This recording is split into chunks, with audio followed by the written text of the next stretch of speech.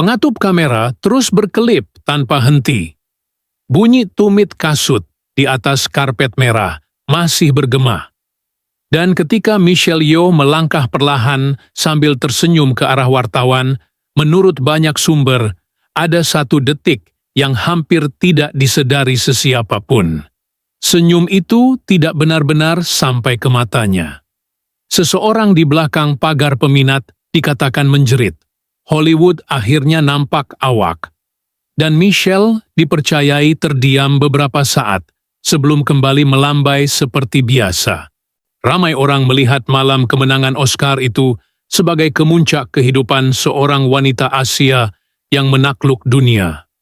Tetapi Michelle belum pernah bercakap terlalu mendalam tentang apa yang sebenarnya berlaku di dalam dirinya pada malam itu. Kerana ada kemenangan yang datang terlalu lambat, sampai seseorang tidak lagi tahu sama ada dia sedang bahagia atau hanya cuba untuk tidak menangis di depan seluruh dunia. Saya masih ingat bunyi kamera itu. Bunyi yang selama puluhan tahun menjadi bukti bahawa saya wujud. Tetapi pada masa yang sama juga mengingatkan saya bahawa saya sentiasa perlu bekerja 2 kali lebih keras hanya untuk berdiri di tempat yang sama dengan orang lain. Banyak orang memanggil saya ikon wanita Asia. Tetapi menurut mereka yang pernah bekerja bersama saya, ada masa-masa di mana saya sendiri merasa seperti orang asing di dalam industri yang saya perjuangkan sejak muda. Saya pernah masuk ke bilik uji bakat dan melihat cara orang memandang saya. Seolah-olah wajah Asia hanya sesuai menjadi watak sampingan atau sekadar pelengkap eksotik dalam filem besar Hollywood. Banyak tahun berlalu dengan saya tersenyum di depan kamera, sedangkan di belakangnya tubuh saya semakin rosak sedikit demi sedikit. Lutut saya tidak lagi sama selepas terlalu banyak aksi lagak ngeri. Tulang belakang saya pernah mengalami kecederaan yang menurut beberapa sumber hampir menamatkan karier saya lebih awal. Ada malam-malam di hotel selepas penggambaran apabila saya dikatakan terpaksa duduk diam dalam gelap hanya untuk menenangkan kesakitan pada badan sebelum esoknya kembali memakai gaun mewah dan berpura-pura semuanya baik-baik saja. Orang melihat saya kuat kerana saya jarang menangis di depan umum. Tetapi Michelle belum pernah benar-benar menjelaskan betapa sunyinya menjadi seorang wanita Asia yang semakin berusia di Hollywood. Industri itu mencintai kejayaan, tetapi tidak selalu menghormati perjalanan panjang di belakangnya. Banyak orang dulu menyangka saya sentiasa yakin dengan diri sendiri. Hakikatnya, menurut beberapa teman rapat, ada masa saya takut telefon berhenti berbunyi. Takut orang mula menganggap saya terlalu tua untuk filem aksi, terlalu Asia untuk watak utama, terlalu serius untuk dunia hiburan yang semakin muda dan pantas. Saya pernah berdiri di set penggambaran sambil mendengar orang bercakap tentang masa depan filem, tanpa menyedari saya berada di situ. Dan mungkin itu yang paling menyakitkan. Bukan dibenci, tetapi perlahan-lahan tidak lagi dilihat. Sebab itulah apabila seluruh dunia akhirnya berdiri dan bertepuk tangan untuk saya di malam Oscar itu, ada sesuatu dalam diri saya yang terasa pecah perlahan-lahan. Kerana ramai tidak tahu. Ada tahun-tahun di mana saya pulang ke bilik hotel selepas tayangan perdana besar, membuka kasut tumit tinggi seorang diri, memandang cermin tanpa solekan, lalu tertanya-tanya sama ada semua perjuangan ini benar-benar berbaloi.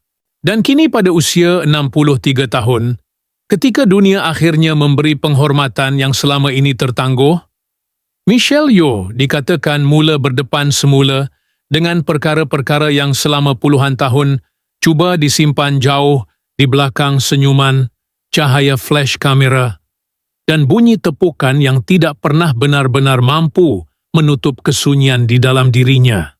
Saya membesar di Malaysia pada waktu orang masih percaya bahawa perempuan harus bergerak perlahan, bercakap lembut, dan tidak terlalu banyak bermimpi. Tetapi sejak kecil, tubuh saya sudah hidup dengan muzik. Saya belajar ballet dengan begitu serius, seolah-olah seluruh masa depan saya bergantung padanya. Dan mungkin memang betul. Pada waktu itu saya percaya hidup saya akan sentiasa berada di atas pentas, bukan di depan kamera film, bukan dengan letupan atau adegan aksi, tetapi di bawah cahaya lampu teater, memakai kasut pointe, menahan sakit pada hujung kaki demi satu gerakan yang sempurna. Menurut beberapa orang yang mengenali saya ketika muda, saya bukan gadis yang paling lantang di dalam bilik. Saya hanya terlalu keras terhadap diri sendiri. Saya berlatih sampai kaki berdarah tanpa memberitahu sesiapa. Saya belajar bagaimana tersenyum walaupun otot belakang terasa seperti terbakar. Dan mungkin disitulah semuanya bermula, idea bahawa kesakitan harus disembunyikan supaya orang terus percaya kita kuat. Kemudian, kecederaan tulang belakang itu datang dan mematahkan sesuatu yang saya fikir tidak akan pernah hilang.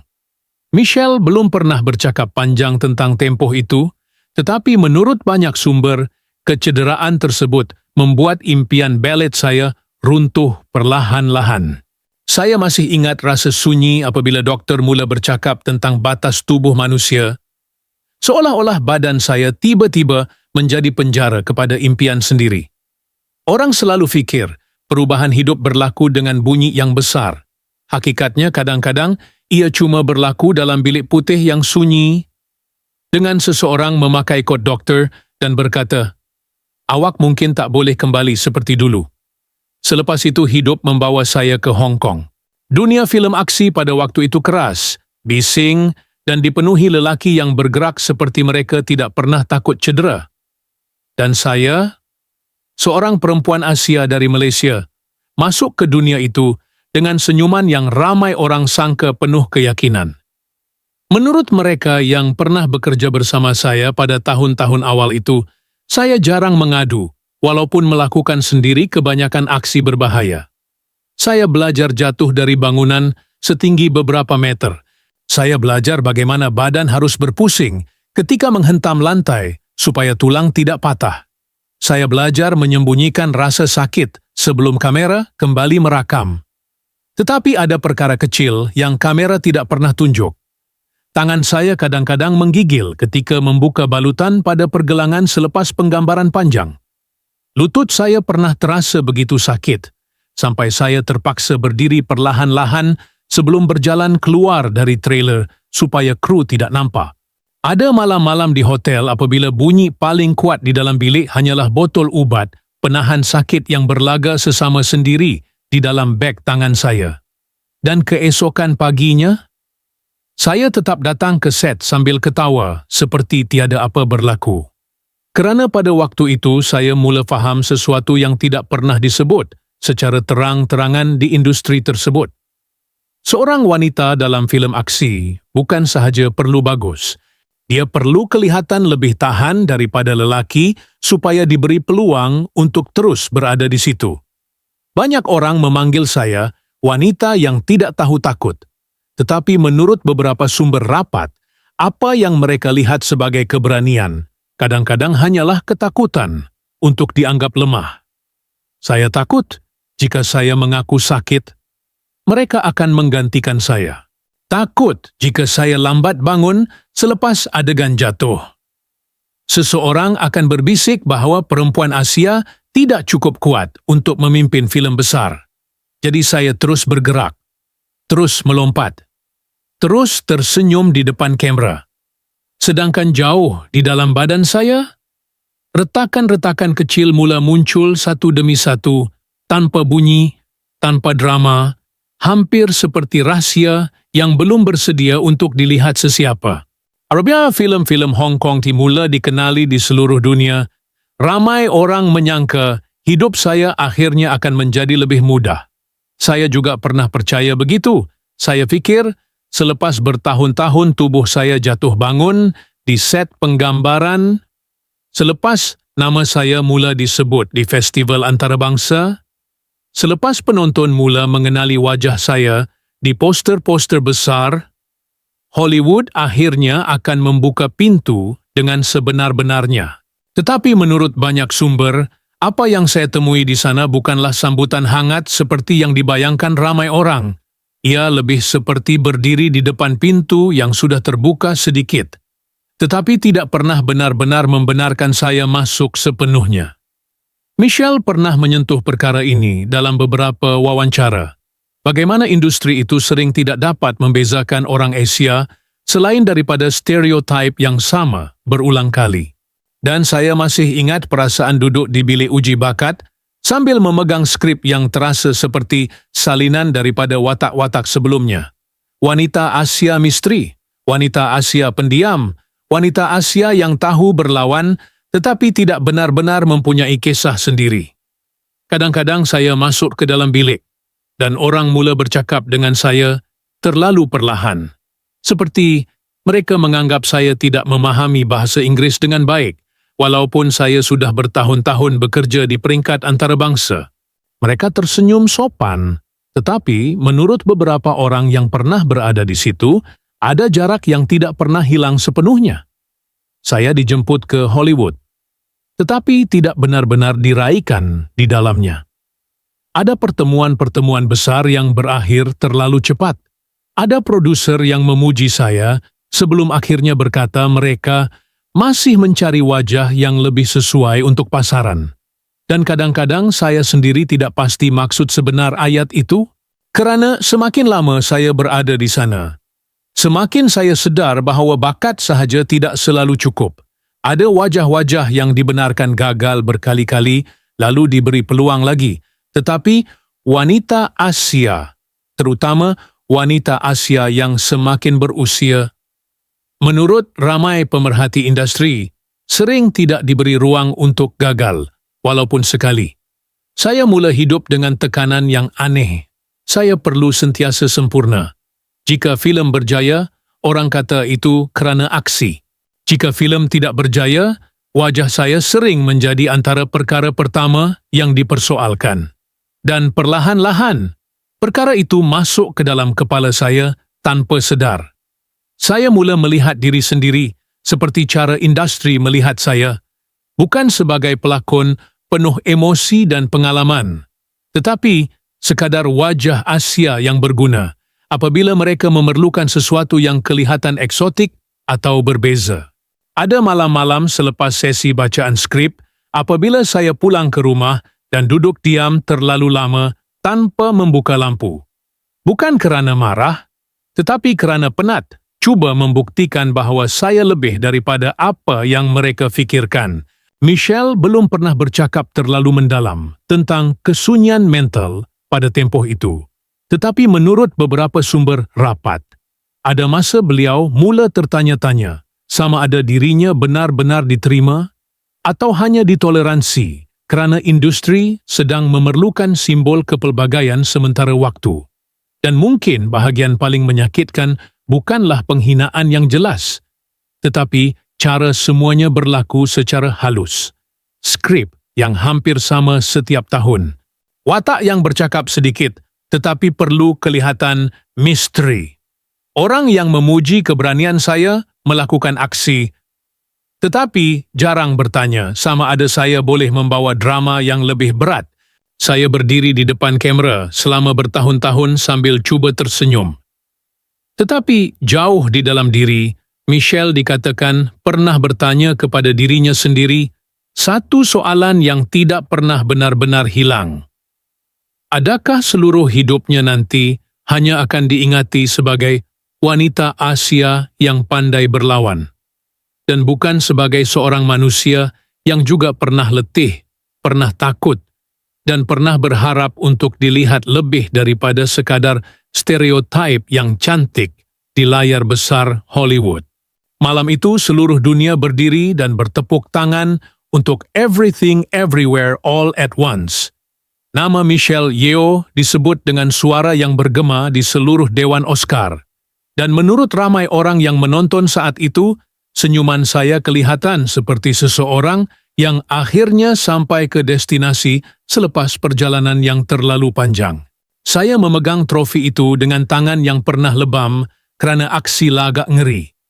Tangan yang pernah menggigil ketika membuka balutan kecederaan seorang diri di bilik hotel, dan buat pertama kali dalam sejarah, seorang wanita Asia memenangi Oscar untuk pelakon wanita terbaik.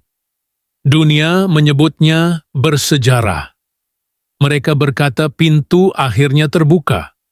Mereka berkata kemenangan itu adalah mimpi yang menjadi nyata. Tetapi Michelle belum pernah benar-benar menjelaskan bahwa ada jenis kemenangan yang terasa sangat sunyi apabila ia datang terlalu lambat. Ketika semua orang meraihkan saya malam itu, kepala saya sebenarnya dipenuhi wajah-wajah lama, bilik-bilik uji bakat lama, dan peluang-peluang yang pernah hilang begitu saja. Saya teringat skrip-skrip besar yang tidak pernah benar-benar sampai ke tangan saya.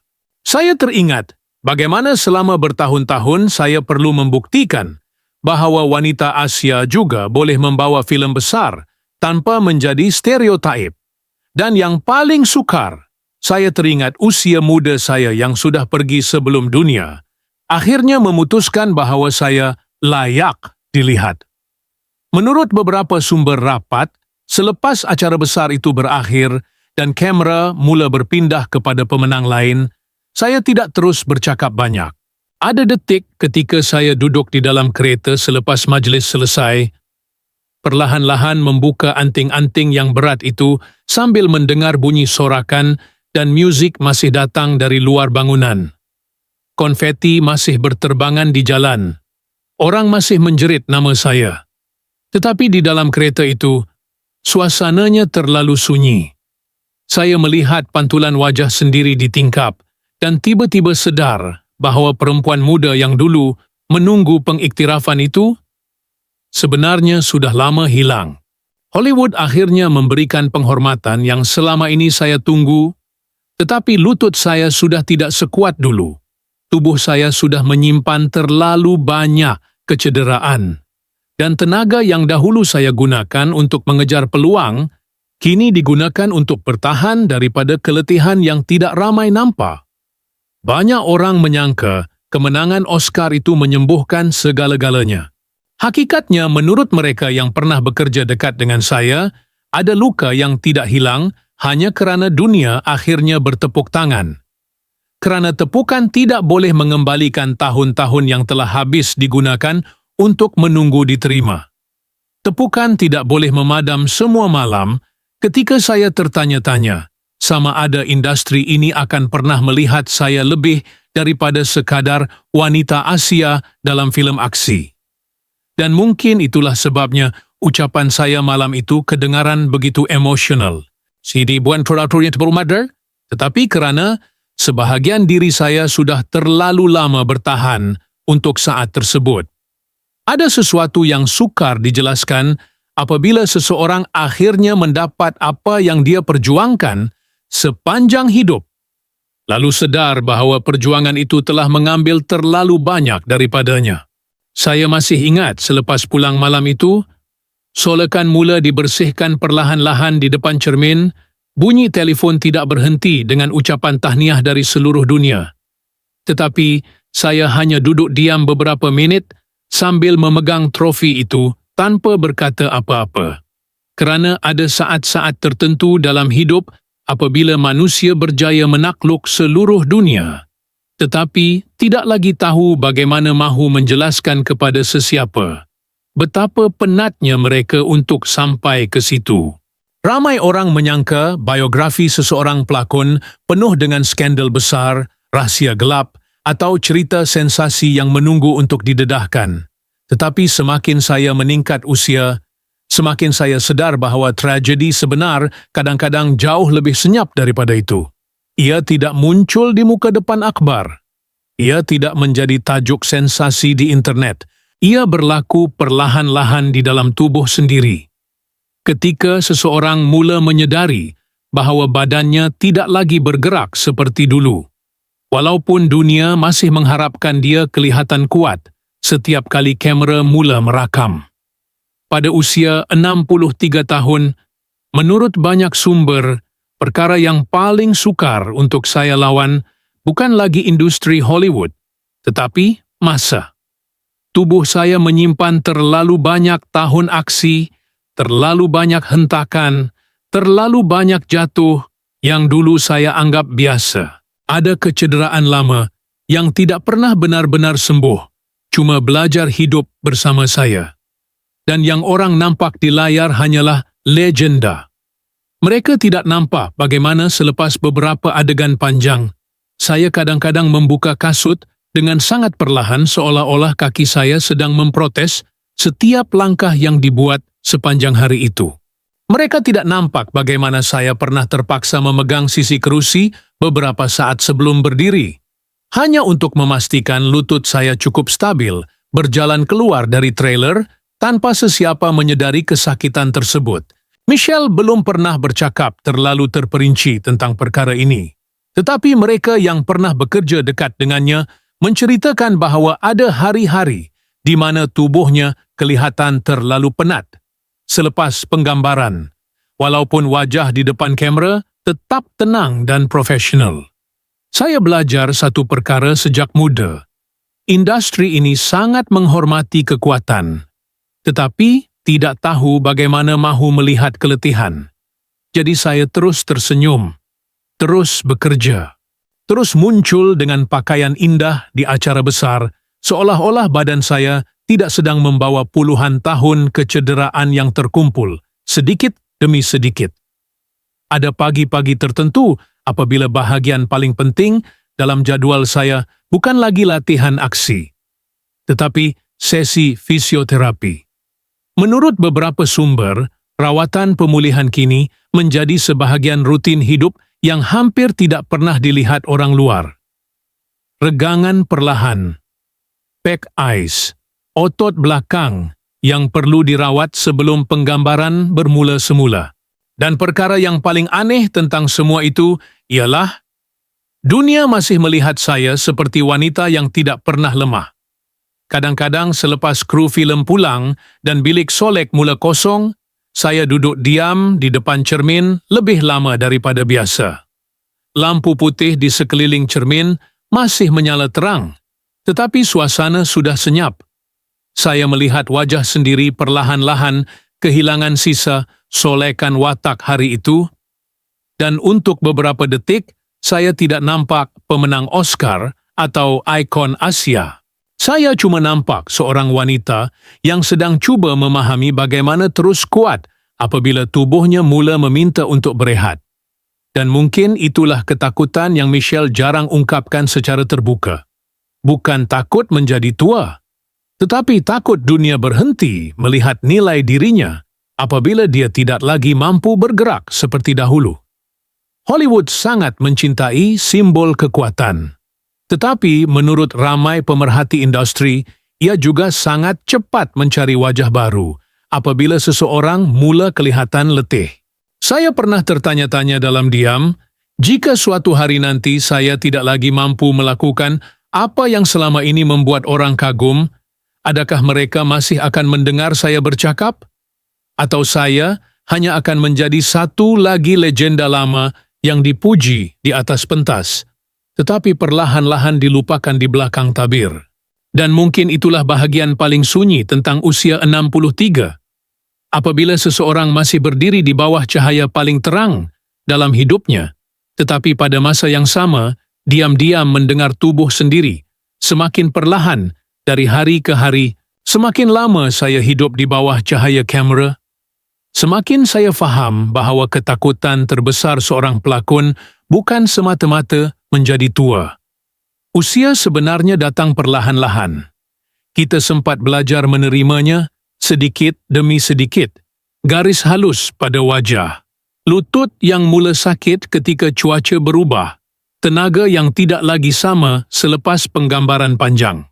Tetapi ada satu perkara lain yang jauh lebih sukar dijelaskan. Ketakutan bahawa suatu hari nanti lampu itu akan padam dan tiada siapa benar-benar mencari kita lagi. Saya pernah berada di dalam dewan besar penuh tepukan berdiri. Nama saya dipanggil dengan begitu kuat sehingga terasa seperti seluruh dunia akhirnya mendengar kewujudan saya. Orang menangis ketika bercakap tentang perjalanan hidup saya. Wartawan memanggil saya simbol sejarah. Tetapi menurut beberapa sumber rapat, ada malam-malam tertentu selepas semua acara itu selesai, saya pulang ke hotel dan suasananya berubah terlalu cepat. Pintu tertutup. Kasut tumit tinggi ditanggalkan perlahan-lahan. Solekan mula hilang di bawah cahaya bilik mandi yang putih dan sunyi. Dan tiba-tiba, tiada lagi bunyi tepukan. Tiada lagi kamera. Hanya bunyi penghawa dingin dan bandar yang masih bergerak di luar tingkap. Michelle belum pernah benar-benar mengaku perkara ini secara terbuka.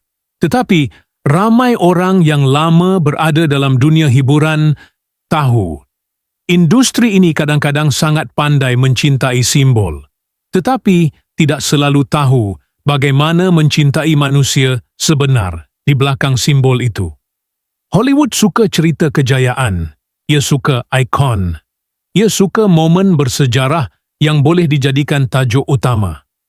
Tetapi selepas semua lampu dimatikan, seseorang tetap perlu kembali menjadi dirinya sendiri. Dan itulah bahagian yang paling sunyi. Saya pernah duduk sendirian di dalam bilik hotel selepas majlis besar, sambil mendengar telefon terus berbunyi dengan ucapan tahniah. Ada mesej daripada orang yang sudah bertahun-tahun tidak bercakap dengan saya. Ada artikel baru keluar setiap beberapa minit. Tetapi anehnya, semakin kuat dunia meraihkan saya, semakin saya sedar betapa penatnya hidup sebagai seseorang yang sentiasa perlu kelihatan kuat. Kerana selama puluhan tahun, saya bukan hanya berjuang untuk mendapatkan peluang. Saya berjuang untuk dilihat, untuk diakui bahawa seorang wanita Asia juga boleh menjadi pusat cerita, boleh membawa emosi, boleh memimpin filem besar tanpa perlu menjadi stereotip. Dan menurut banyak sumber, perjuangan yang terlalu panjang itu perlahan-lahan mengajar saya satu tabiat yang sukar dibuang. Berpura-pura semuanya baik-baik saja, walaupun hati sebenarnya sudah terlalu letih. Ada saat tertentu ketika saya berdiri di belakang pentas, sebelum dipanggil naik menerima penghormatan. Bunyi tepukan sudah mula kedengaran dari luar, tetapi saya hanya memandang lantai beberapa saat lebih lama daripada biasa. Bukan kerana saya tidak bersyukur, tetapi kerana dalam diam saya tertanya-tanya, berapa lama lagi semua ini akan bertahan? Dunia hiburan bergerak terlalu cepat. Hari ini seseorang dipanggil legenda. Esok dunia sudah mencari wajah baru. Dan mungkin itulah perkara yang Michelle Yeoh paling tidak mahu akui. Bukan takut kedut di wajah, bukan takut usia meningkat, tetapi takut suatu hari nanti namanya berhenti disebut dengan cara yang sama. Takut apabila kamera tidak lagi berpusing ke arahnya. Takut apabila orang hanya mengingati gaun Oscar, trofi, dan imej wanita kuat. Tanpa pernah benar-benar mengenali manusia yang selama ini berdiri di dalam tubuh itu. Michelle Yeoh dikatakan telah menghabiskan hampir seluruh hidupnya untuk berjuang agar dirinya dapat dilihat. Tetapi, mungkin perkara yang paling membuat dirinya penat ialah hakikat bahawa selepas semua kemenangan itu, dia masih perlu terus tersenyum kepada dunia seolah-olah dirinya tidak pernah hampir hancur kerana terlalu lama menjadi kuat. Hampir tengah malam, di sebuah pawagam lama yang masih bertahan di tengah kota Kuala Lumpur, seorang pekerja muda sedang menolak penyapu perlahan-lahan di antara deretan kerusi kosong yang mulai gelap satu demi satu. Bau popcorn yang sudah sejuk masih tertinggal di udara. Di luar dewan, poster-poster filem baru tergantung di dinding dengan wajah-wajah muda yang sedang menjadi perhatian dunia. Tetapi, di layar besar yang belum sempat dimatikan sepenuhnya, trailer sebuah filem lama lakonan Michelle Yeoh masih berjalan tanpa suara. Cahaya daripada projektor tua itu bergerak perlahan di atas kerusi-kerusi kosong, memantulkan bayangan samar seorang wanita yang selama puluhan tahun berlari, jatuh, bangun, dan terus tersenyum di depan kamera. Walaupun tubuhnya perlahan-lahan berubah bersama waktu. Pekerja muda itu berhenti menyapu sekejap, mengangkat beberapa kotak minuman kosong dari bawah tempat duduk, lalu tanpa benar-benar memberi perhatian, Dia memandang ke arah layar beberapa saat sebelum kembali bekerja seperti biasa. Di luar bangunan pawagam, hujan renyai mula turun membasahi jalan raya. Lampu kereta memantul di atas lopak air yang bergetar setiap kali tayar melintas. Orang ramai masih berjalan tergesa-gesa di kaki lima. Sebahagian pulang dari kerja malam, sebahagian lagi ketawa sambil memegang telefon masing-masing. Dan bandar itu terus bergerak, seperti tidak pernah berhenti untuk sesiapa pun. Di dalam bilik kecil, belakang pawagam, bunyi mesin projektor lama masih berputar perlahan dengan ritma yang hampir menenangkan. Sesekali kedengaran bunyi pita bergerak kasar sebelum kembali stabil. Dan di antara bunyi hujan di luar, cahaya film yang masih hidup di dalam ruang kosong itu terus menari perlahan di dinding yang sudah tua. Seolah-olah ada cerita tertentu yang tidak benar-benar hilang walaupun tepukan sudah lama berhenti. Dan ada wajah-wajah yang tetap tinggal diam di dalam ingatan kota.